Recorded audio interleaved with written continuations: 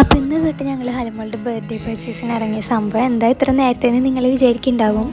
എപ്പോഴും ലാസ്റ്റ് മിനിറ്റിൽ തിരക്കടിച്ച് കാര്യങ്ങൾ സെറ്റ് ചെയ്യലാണ് ഞങ്ങളുടെ പതിവ്. അപ്പോൾ ഇപ്രാവശ്യം വിചാരിച്ചെല്ലാം പതുക്കെ റിലാക്സ്ഡ് ആയിട്ട് ചെയ്തു പോവാന്ന്.